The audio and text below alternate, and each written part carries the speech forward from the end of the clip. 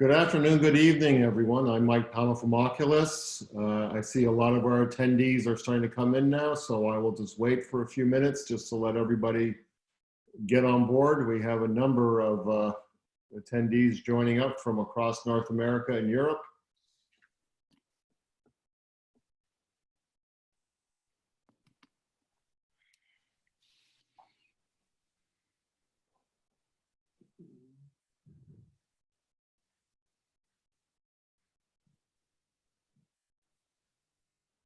So it looks like we've stabilized there. So I'm Mike Connell. I'm one of the partners at Oculus. You can also join with me is Joop Lomans from the Netherlands. And then above him, they both have glasses, but the gentleman with the lighter shirt is our special guest, Rob Kieboom. Rob has been a presenter at a lot of what we have done at Oculus. He's a good friend of Oculus Insights. I've had the pleasure of seeing Rob present several times in North America and in Europe on leadership, on team building, and Rob is definitely one of the best I've ever seen in this. And I just thought in what we're doing right now, what we're going through, it's just wonderful to have somebody with his skill set to talk to us about leadership and in the time of COVID-19. Before we get going, I just want to go over some things we're going to do. We're going to make this interactive. On your screen there with the Zoom screen, if you put your mouse over it, you can see a Q&A area. And that's an area where if you have a question for Rob, I'll be looking at it, Joop will be looking at it. Rob's going to be focused on his presentation, but if there's a question, we will stop Rob and say, hey, we have a question. There's also a couple of polls that we're going to put out for everybody through the presentation. You're going to be able to go online, answer the poll to whatever the question is, and we'll be able to share the results. What I would love to know, though, is we have a lot of people on board, is just in the chat box, if you can just write down what country you're from. And what I'd also like you to write down, if you don't mind, is the biggest challenge facing you right now for COVID-19. And the reason why I ask for that is because when we get these questions or these comments, it allows us to make better programming, better content for you, veterinarians in this time of crisis. We're going to get through this, and that's why we've put together the Oculus Resilience Guide, because all good things end, all bad things end. So we will come out of this pandemic in the future. And what we're hoping to do by having presenters like Rob and the ones we had in last week and coming weeks is to give veterinary practices an opportunity to come out of this on solid footing, ready to have their business still intact, in a good position and ready to carry on. Our webinar today will last 50 minutes to an hour. Again, we've got a lot of participants, so please put down any of your questions that you have as we're going along and as you're doing it. And in the chat, just write down what country you're from and what your biggest challenge is right now. And let me just give you a brief little resume for Rob. Rob is a veterinarian. He finished his studies in the Netherlands in 1992. He worked for 1.5 years in small animal practices all over Holland. He ended up working as a teacher at an agricultural school. And then he ended up working for Hill's Pet Nutrition after working for 1.5 years teaching vet nurses. At Hill's, he had a position in sales, and he also had a function in training. And after 7 years, he made the switch to Intervet. Some of you remember Intervet, the precursor to Merck Animal Health, or MSD. He was working as a training manager at international marketing and was later responsible for leadership development in the global organization. 11 years ago, he started his own training company specializing in coaching, leadership, and team training for multinational companies inside and outside the veterinary industry. So Rob, I'd ask you to put your presentation on the screen, and welcome to the Oculus Resilient webinar. Thank you, Mike. Can you see my presentation all right? Yes, we can. Excellent. Okay, so in the next 45, 50 minutes, I'd like to talk to you about leadership in a crisis situation? Well, basically to understand how you deal with crisis, it will help to understand the basics of leadership. Now, I like to explain two models about leadership to you. The first model has been around for 50 years or a little bit more even, and it's situational leadership, made known by two guys, Ken Blanchard and Paul Hersey. The other model is about how you lead teams, and it comes also from Ken Blanchard, has been around for 30 years. So two pretty old models that has been around, but hopefully can help us also address the situation we're in now. The first 25 minutes, I will do a lot of talking. So it will be a little bit one-way communication, I guess. And after that, when we talk about what's happening right now, where it becomes relevant for your practices, I like to make it as interactive as possible and hope also to answer your questions. Now, when we look at modern leadership theory, it all started with a guy called Douglas McGregor. And Douglas McGregor said, basically, there are two ways of looking at human behavior. He called it the X theory and the Y theory. And the X theory means basically people are lazy. They only produce when you're behind them with the whip or in front of them with the carrot, and they only listen to a directive behavior from the leader. That's the X theory. The Y theory says the opposite. It says basically people want to produce. They want to perform. And you as a leader need to create the right environment so people can perform and produce. Now, at the time, and it was around 1970, Ken Blanchard and Paul Hersey looked at these theories and said, well, maybe both are true a little bit. Maybe in some situations, you need to be very directive as a leader and take the lead. And in some situations, you need to let go and you need to delegate to people and trust that they will do the job. So basically what they said was, as a leader, as a modern leader, you need to be flexible. And different strokes for different folks means that different people need different styles of leadership.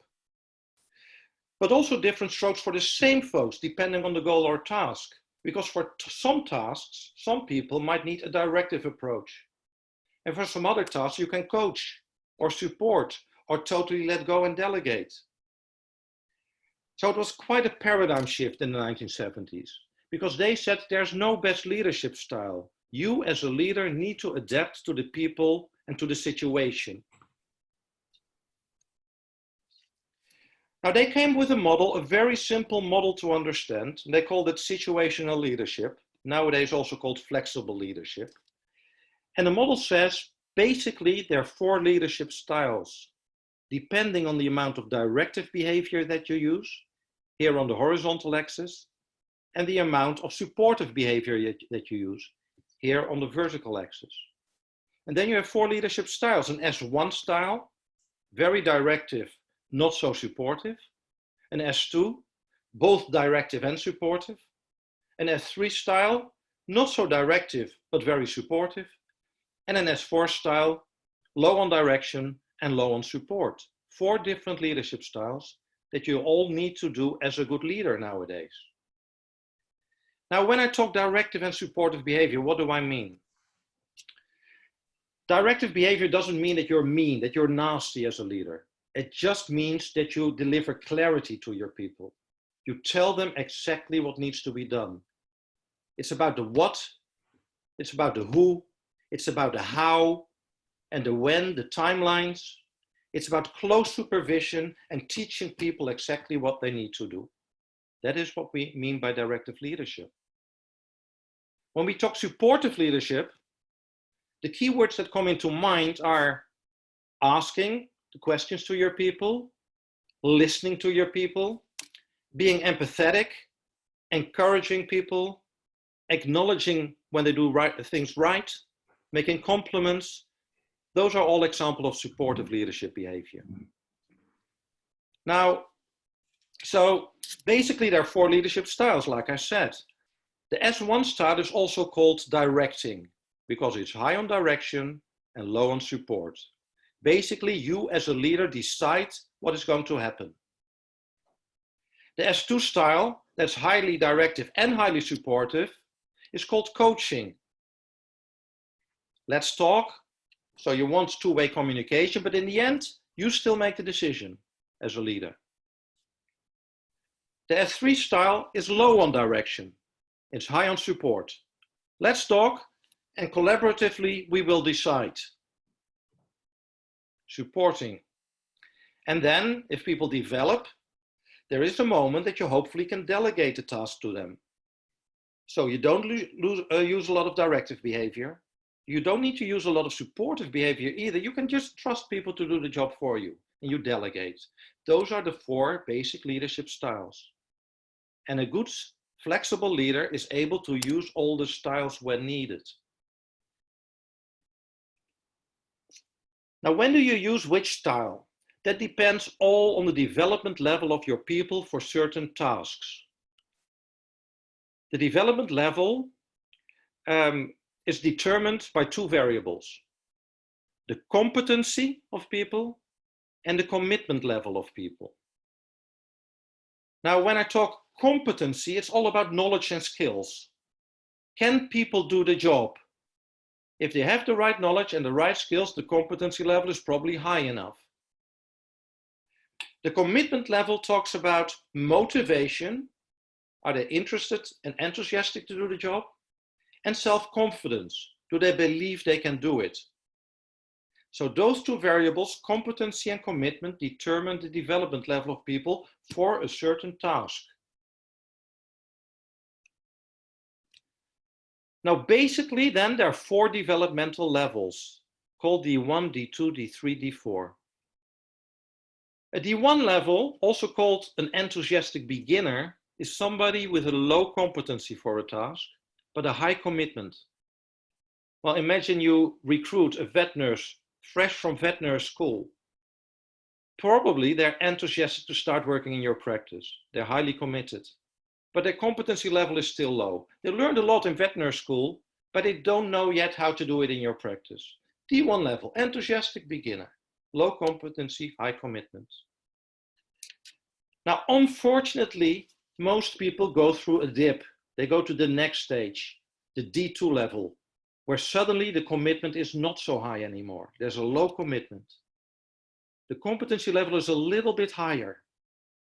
We call them the disillusioned learner. If we take the vet nurse as an example again, they came into your practice with a lot of dreams, and they find that the reality is different than the dream. They're disillusioned. They're not so committed anymore. They already learned a bit, so the competency level is a little bit higher, but not very high yet. If people develop, and they will develop if you use the right leadership style, they develop to the D3 level. Now they can do the job. Their competency level is high enough. They are capable, but cautious performers. They're cautious because they might lack the self-confidence that they can do it. They can do it, but they don't know yet that they can do it. They're at the D3 level. Now in life, you would like them to develop to the next level, the D4. We call them self-reliant achievers. They have a high competency level and a high commitment level. Those are the 4 leadership styles, the 4 development level styles. Now, all of the developmental levels need something else from you as a leader. People at the D1 level need a directive leadership style. They need the S1 leadership style. At the D2, they need the S2 leadership style. Of course, at the D3, the S3 leadership style. And at the D4 level, the S4 leadership style. Now, how does this work in reality? I'd like to share a little story. This model is also used for teaching your children. And I tell you a story about my own life when my son turned 4 years old. Now, I'm Dutch, I live in Holland, and you know Holland is a flat country. And at one point in life, you give your children a bicycle. And my son, Yuri, got his bicycle when he was 4 years old. And he was very enthusiastic about this. He wanted to go outside, ride his bicycle immediately. At this point in time, what was his development level for riding a bike? It was the D1 level. He couldn't do it, he wasn't able to do it, low competency level, but very committed, very enthusiastic. He was at the D1 level. And I had to use an S1 leadership style as a father. So I was directive. I told him, keep your hands on the handlebar like this, keep your feet like this, keep your balance like this. That's the S1 leadership style I used. We went outside. I told him everything. He went from a D1 level into a D2 level within seconds. Why? Because he fell down. Suddenly, he was not so keen to touch the bicycle. He wanted to never touch it again. He was at the D2 level. His commitment was very low now. His competency level a little bit higher, but he still couldn't ride the bike. I had to change my leadership style into a coaching style. Still had to explain how to do it and be directive, but now I also had to be supportive and tell him things like, go to mommy, she has a bandage for your arm to stop the bleeding. And it's okay to make mistakes. We all make mistakes when we learn how to ride the bicycle. Daddy made mistakes, not as many as you, but I also made mistakes. You know, all kind of comforting, supportive kind of behavior from the dad. He developed to the D3 level. Now he could ride the bicycle. I didn't have to explain. I didn't have to use directions anymore.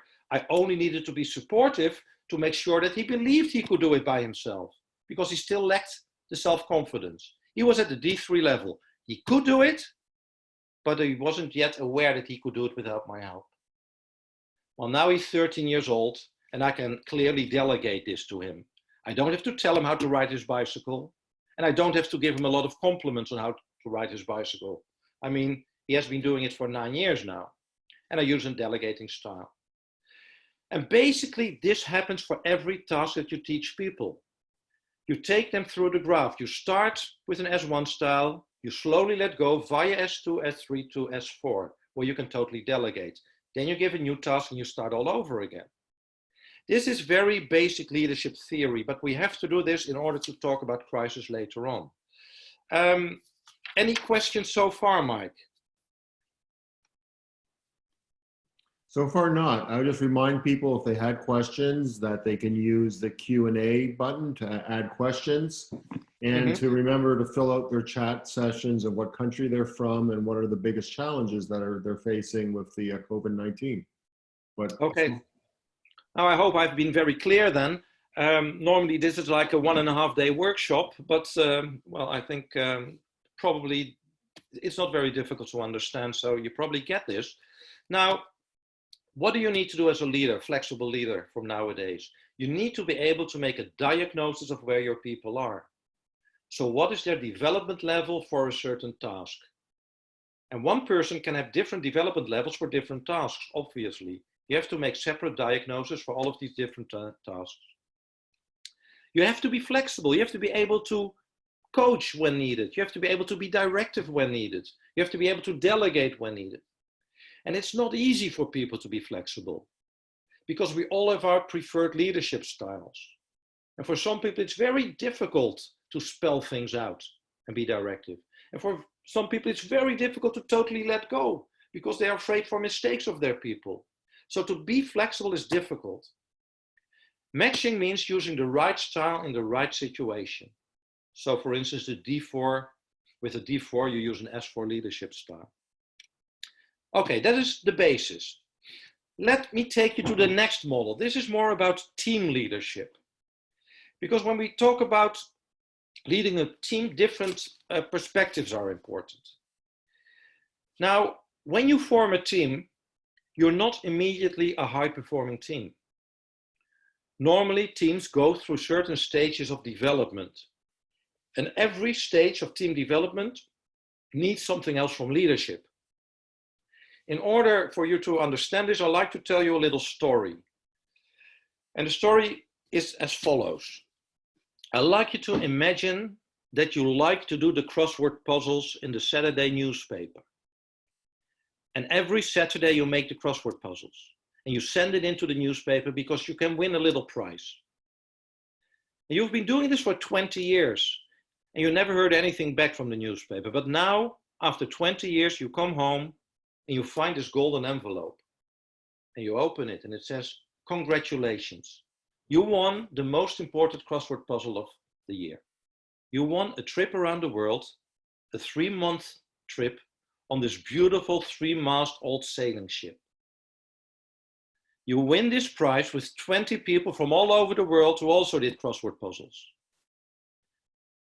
So you talk to your partner and you say, can I go? I won this beautiful prize. It will be in 2 months, starting in Rio de Janeiro. Can I go? And your partner says, okay, you can go. Why not? And you talk to your colleagues and you can go. And 2 months later, you fly to Rio de Janeiro, business class. You go to the ship. You don't go on the ship yet because there's first this big opening party in front of the ship. And you meet all the people who won the prize, and you meet the 5 people professional crew. And there's a lot of dancing and drinking, caipirinha, big party. Now, in this story, I like to ask you about 2 variables at this point in time.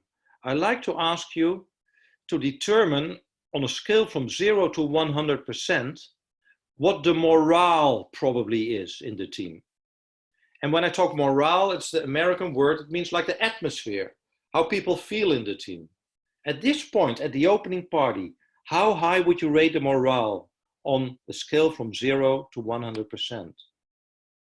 And the second question, if we call productivity being able to sail this 3-mast ship, how high would you rate the productivity on a scale from 0 to 100%? Now, I've asked this question over the last 15 years to many people in many countries, and mostly what people answer, and I hope you agree, is that the morale is pretty high because people are enthusiastic for this trip, otherwise they wouldn't have come. It's probably around 70, 75%. Probably not 100% because you still don't know if you like the people, if they will like you.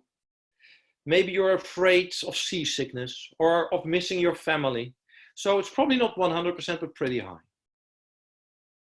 Productivity, probably still very low because yes, there are 5 people of the professional crew, but there are 20 people who never did any sailing on a big ship. And you didn't know yet how to deal with each other and with the ship. So probably still pretty low. Now, in this story, you're not going to sail the next day. You're first going to be trained. And the training will take place on the ship, but the ship is still in the harbor. Now, you're on the fourth day of your training. You're on the deck. You're cleaning the deck with a little brush because that's on your to-do list for today. It's 44 degrees Celsius out. That's very hot. You're exhausted because you share your cabin with 2 people. One of these persons snores like hell, and the other one has terribly smelly feet. You haven't been able to sleep for 3 nights in a row. You're exhausted. Now, in this story, what happened to the morale, first of all? Probably you will all agree that it will dip, it will go down. What will happen to the productivity? Well, you haven't been sailing yet, but you learned how to hoist the sails, how to get the anchor up, how to clean the deck. So probably it goes up a little bit. So normally, I hope you agree, morale dips, productivity goes up a little bit. Now, you said to yourself, like this, it doesn't feel like a prize I won. It feels like a punishment. I need to address the situation. So you go to the person who snores so much. You say, listen, you snore and I didn't sleep. How can we solve it? And the person is very embarrassed and shows you some earplugs that he still has from the trip. He says, you can borrow my earplugs. You put them in, you sleep much better. You go to the person with the smelly feet. This person washes the feet a little bit more. It's better now. You finished your 1-week training. You had 1 day of sailing. Calm winds, nice weather. What happened to the morale? What happened to the productivity in this story? Probably they both go up. Maybe somewhere around half, maybe somewhere around there. You have been sailing for 7 weeks now. You had some storms. Everything goes well. You know exactly what you need to do. You know your role. You know what the other people are doing. There's another storm coming tonight, but you're confident that you can do this. What happens to the morale and the productivity? Probably they go up. 100%, maybe not. You can always be better, but everything is going pretty well. One last question in the story. The trip is almost done. There's half a day of sailing left. You can see the harbor. What will happen to the morale and what will happen to the productivity? It's a difficult question because it depends on many factors. Morale could go up because people are happy that it's over, happy to see their family again. It could go down because people are sorry it's over. Productivity could go up, like people say, let's do the best we can in the last half day. Or productivity could go down because people get sloppy at the end, they celebrate, they're almost there, and they hit a rock and the ship sinks. Could happen. So it could go in either direction. Now, basically, what I told you in this story happens in team development. Teams go through certain stages depending on the morale and the productivity. We call these stages orientation stage, when the project starts, a relatively high morale, low productivity. Dissatisfaction, low morale, low productivity.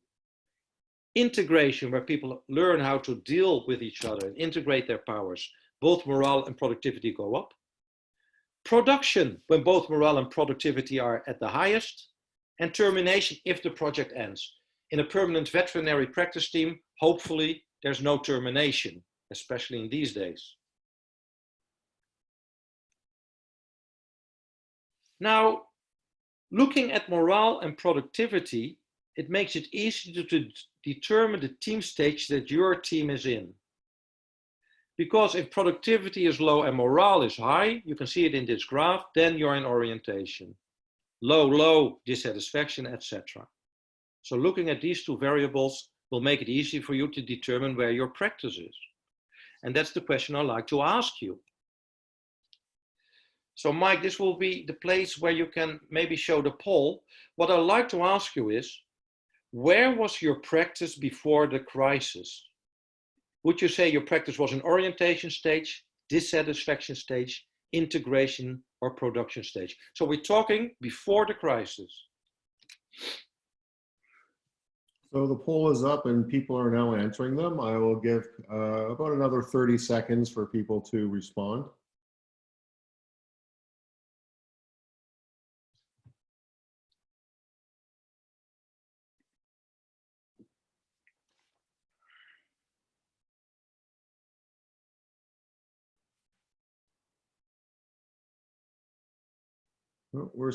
People are still voting.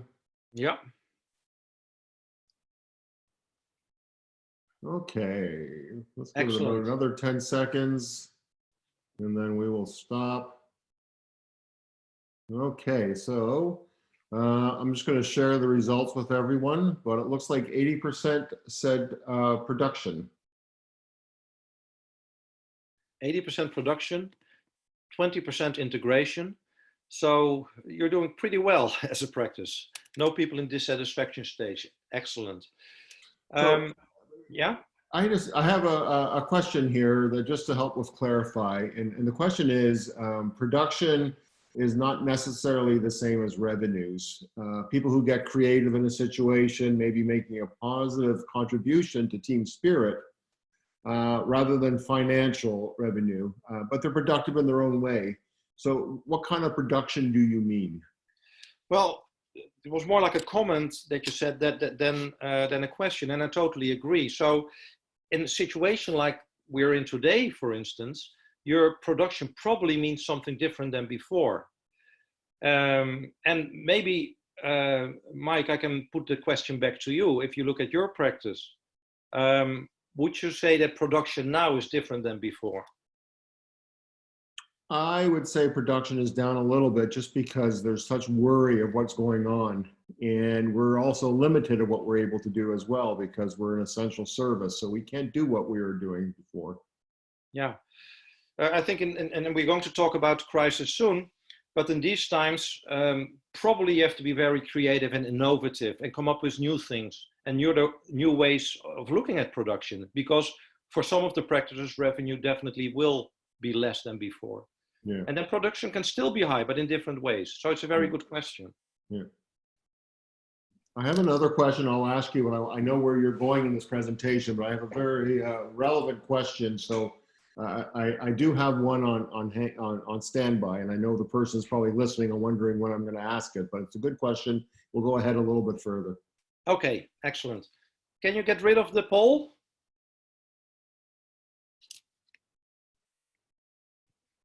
Or can I? Yeah, people are not seeing it anymore, so it's just we're seeing Okay, it. it's still blocking my view, but maybe it will go when I go to the next slide.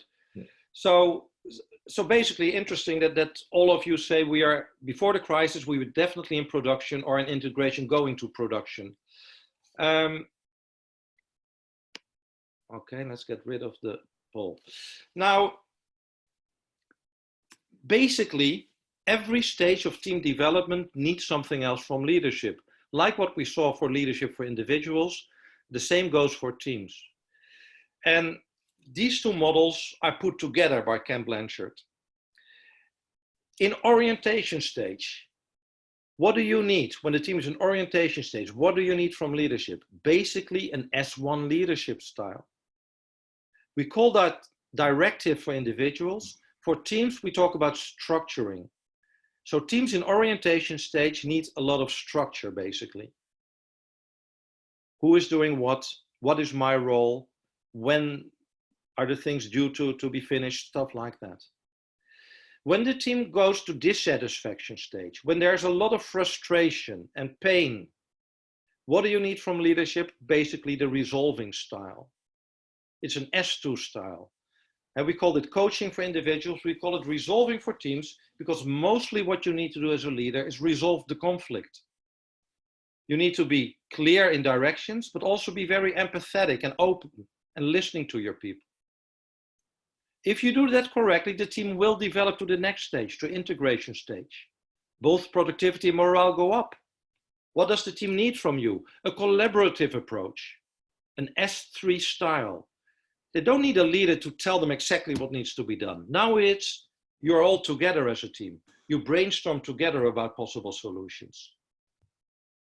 And when a team is in production, you can step back. You can delegate to them. But for teams, we call this validating, because the most important thing you do as a leader in a team in production stage is think about new possibilities. Validating, are we still doing the right things? Are we still on track? So basically, looking at the team development stage determines what kind of leadership style you use.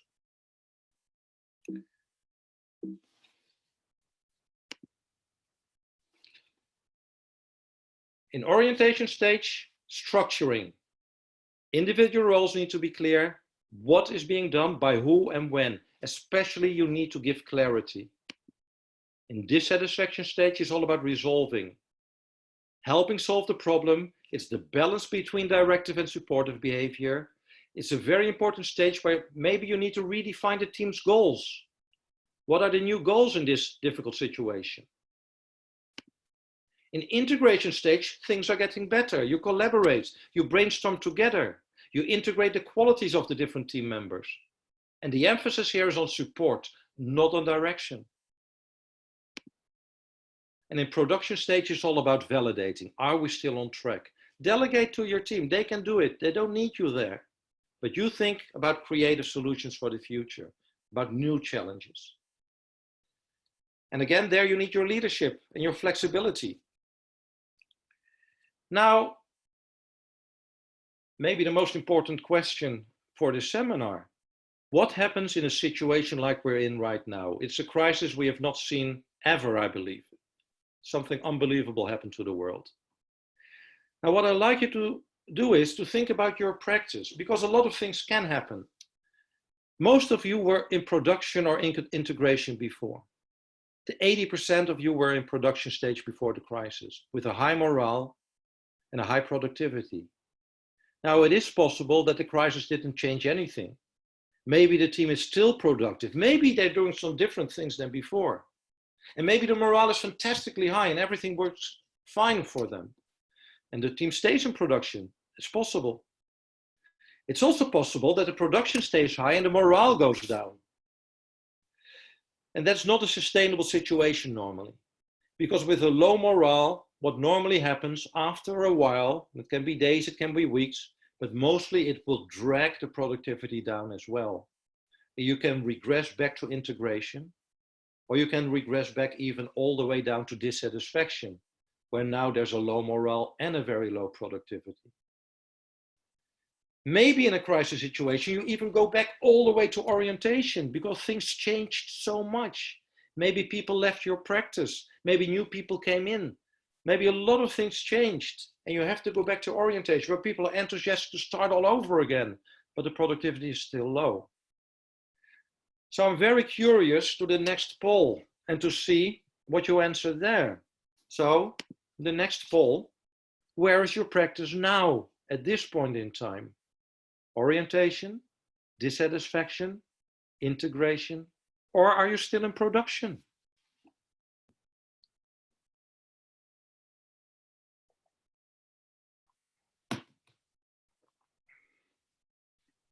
So, Rob, as people are signing in here, I'll ask this question because I think the time is right for it, and this is a good segue for this. So the question is, having so many staff members under my supervision, it has been a challenge to be flexible. Now with the COVID-19 pandemic, it has become harder because staff is acting very different and the leadership style has had to change a lot because staff is not acting as usual. COVID-19 has forced me to be even more flexible. This has been exhausting. Do you have any advice on how to make it easier?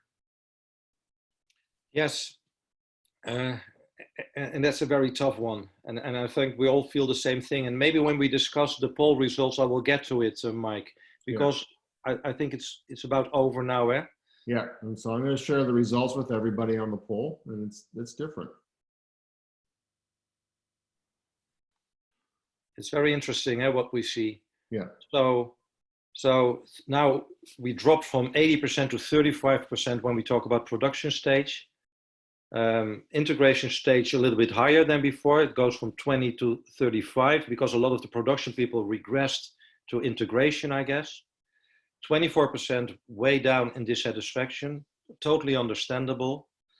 And 6% even all the way back to orientation because so many changes that happened. And I'm going to answer the question soon, Mike. First, I'm trying to get rid of this poll, but it is not really working. So,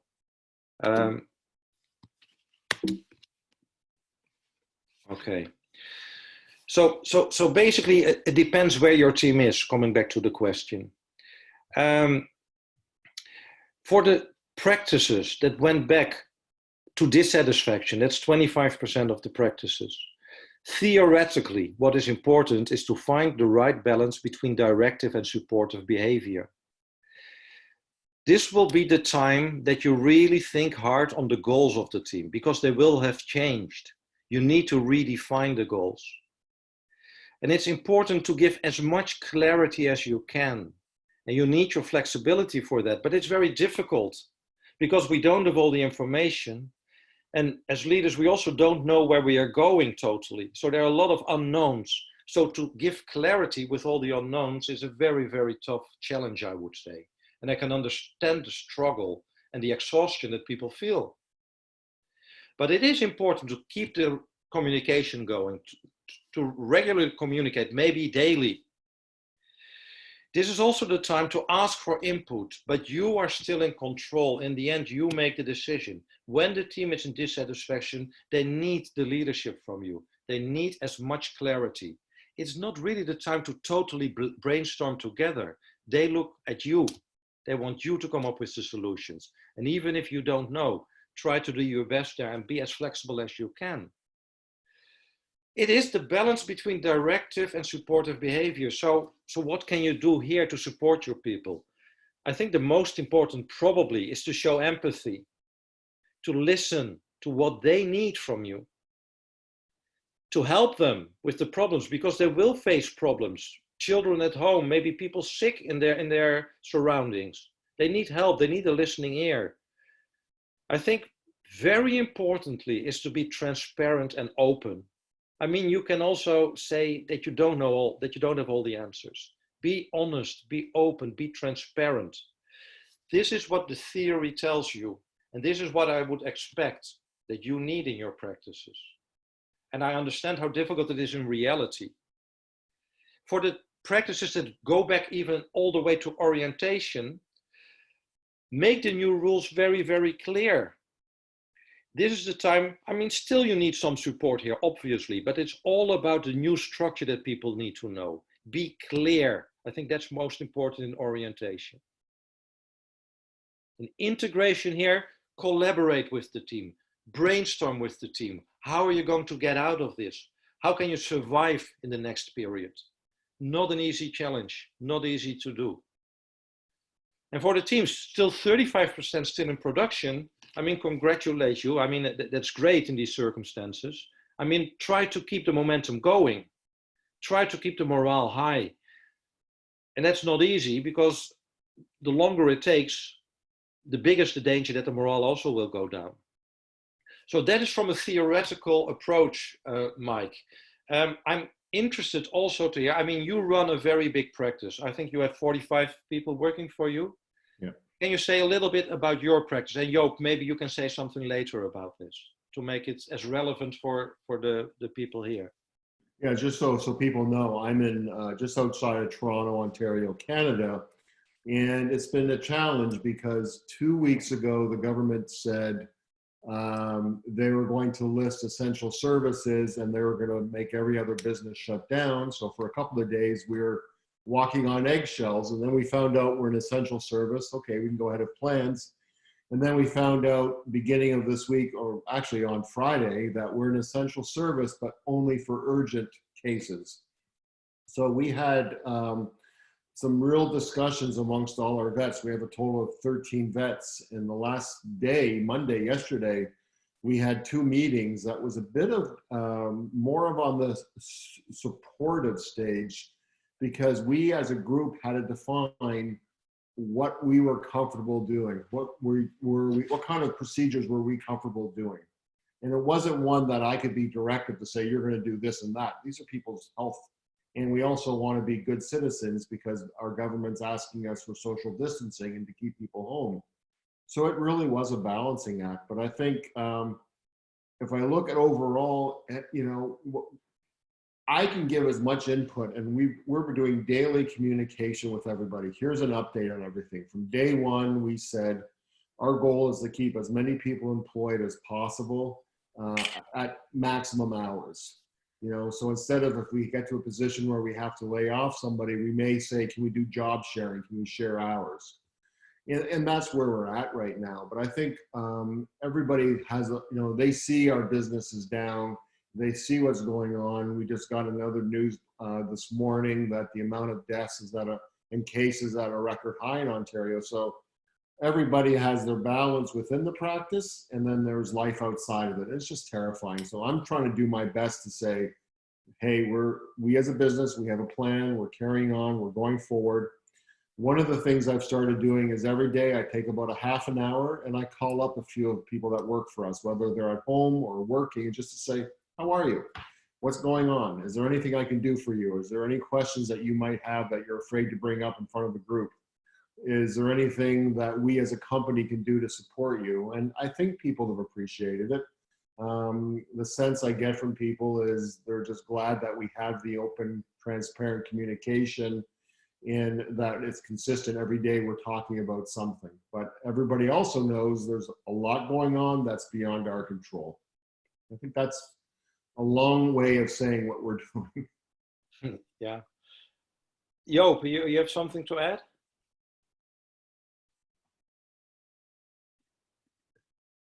Mike, I think, yeah. Yep, can you hear me? Yep, Yeah. So I took you off mute. Okay, thank you. I would like to go back to the question that was asked before, for the person who says, well, it's growing far over my head. I get crazy of changing all the time. I think this goes back to the question, what to do when you don't know what to do.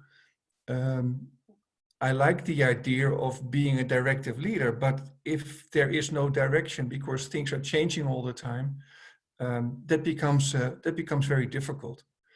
And I have a question for you, Mike, because you are there to listen to everybody's stories and you're there to support your staff. But who is supporting you?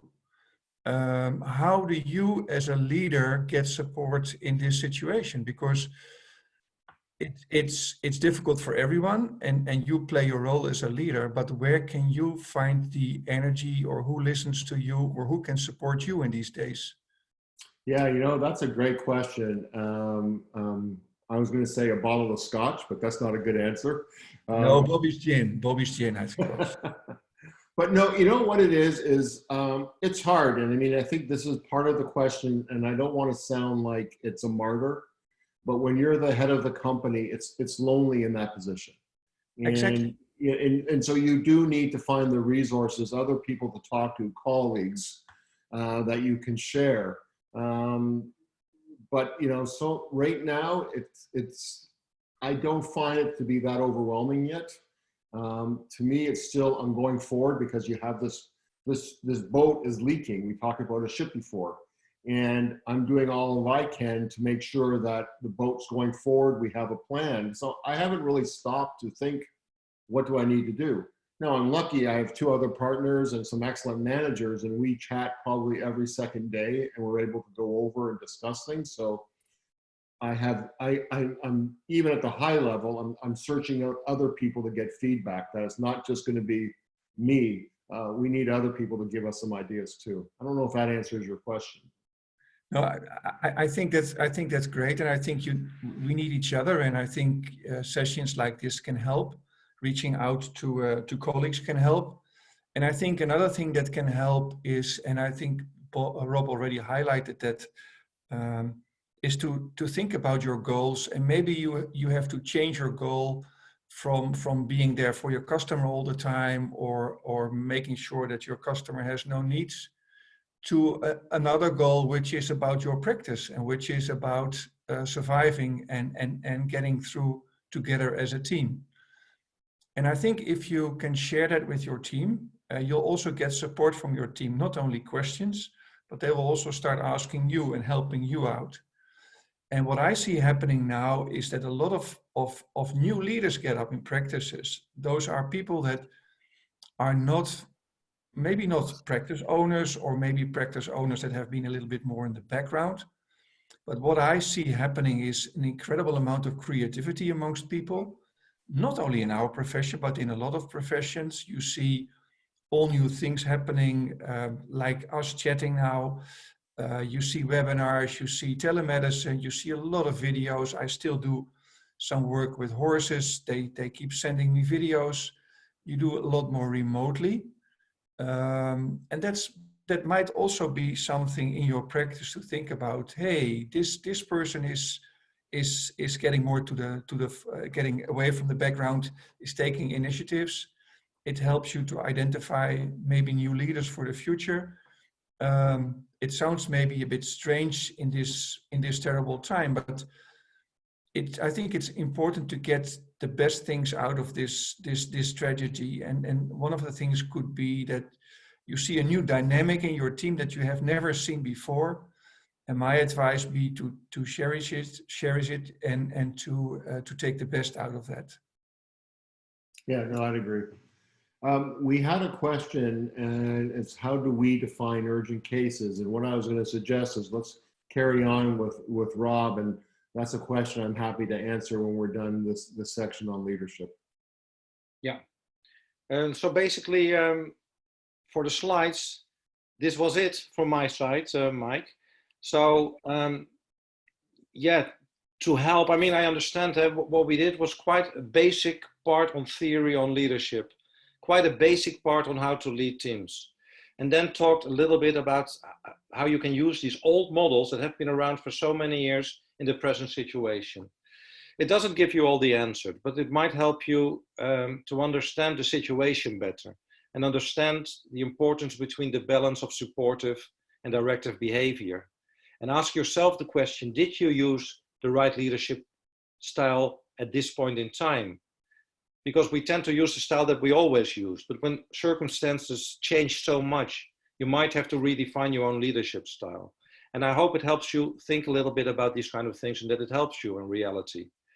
If other questions pop up or ideas or comments, I wrote down my email address here. Of course, you can also contact Oculus straight away, and they will give me your questions and comments. So one thing I do want to add, because I think being as a leader, and this goes into the question of how do you deal with all of the different levels right now, because they are fluctuating so much. And I think what has helped our company is have a set direction of this is what we're trying to do and come back to that every time we have a communication.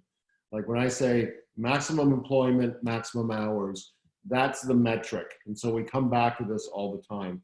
The other thing that I have found really is because we don't know what is going on in the lives of everyone. We're all being affected differently. This is so challenging for all of us. And it forces you as a leader to be much, much, much more empathetic.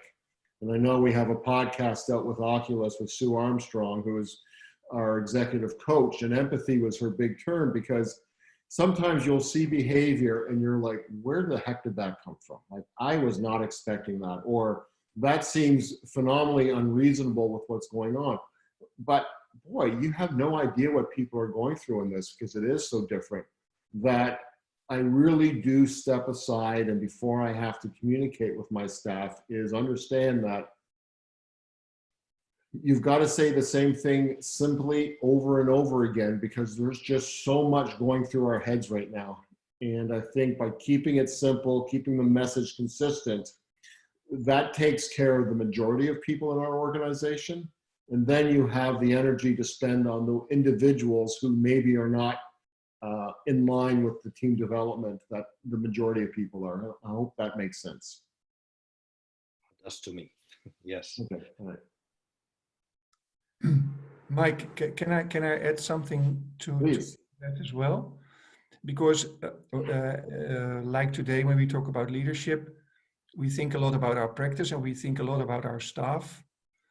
But how about our customers? I think, well, as I said, I work a lot with professional trainers and riders. They have a lot of questions, like, the competitions are down. I have my horses at this level. How do I keep them going? There are a lot of ways you can support your customers and show exactly and really who you are and how engaged you are with them.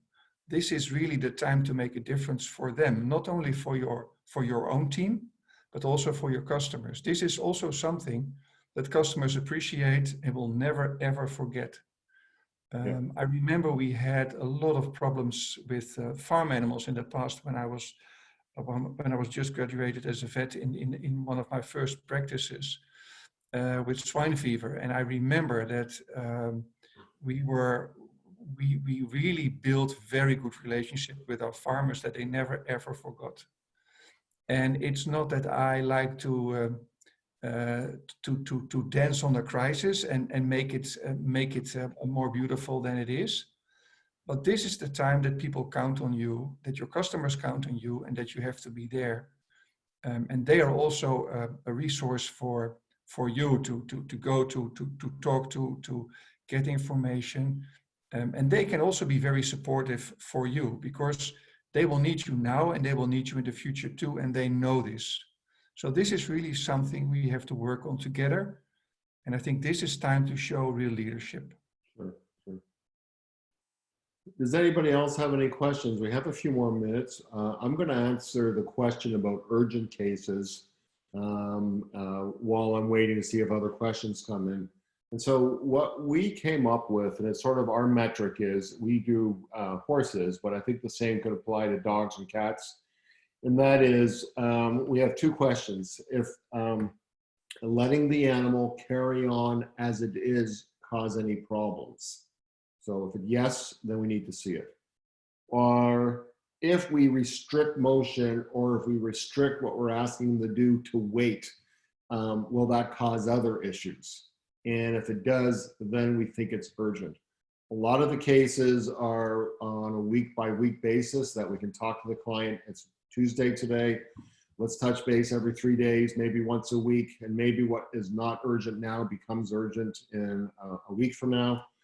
I know a lot of companion animal practices are using more and more telemedicine to look at behavioral issues and look at, and that's what we're seeing, what they're seeing, a lot of our behavioral issues, and they're using that. You know, it's a big gray area, and our discussion yesterday was, you know, if we're looking for simple black and white solutions, it's going to be a long time trying to find them. It's a big gray area, and I think we just got to depend on the best judgment of the veterinarian. We want to make sure that we're dealing with public health issues, so parvovirus, for example, in the dog, or rabies, or mosquito-borne diseases in the horses. We're going to make sure we do them, but we've eliminated a lot of elective stuff that could be done at any time of the year. And as a result, our business is probably down about 30 to 40% right now, because everybody's just waiting. We're no exception. So, Rob, I think that's it for questions. That means, it tells me that you've explained things very, very well. I want to thank everybody for attending. We will be having this on our website, and we will send out a link to everybody who registered and attended, because we are going to have a downloaded version. We will be back here next Tuesday at the same time with Dale Feinhauer. Dale Feinhauer is a professor at the University of Wisconsin Business School. He teaches at the MBA level, and he's going to be talking on the same sort of subject of Rob, but just how to keep our staff happy during these tumultuous times. So that, I look forward to that. That's going to be a fantastic discussion. Thank you, Rob. Thank you, Joop. Thank you, everybody, for attending, and I look forward to seeing you all next week. Bye-bye. Thanks, Mike. Bye-bye. Bye-bye.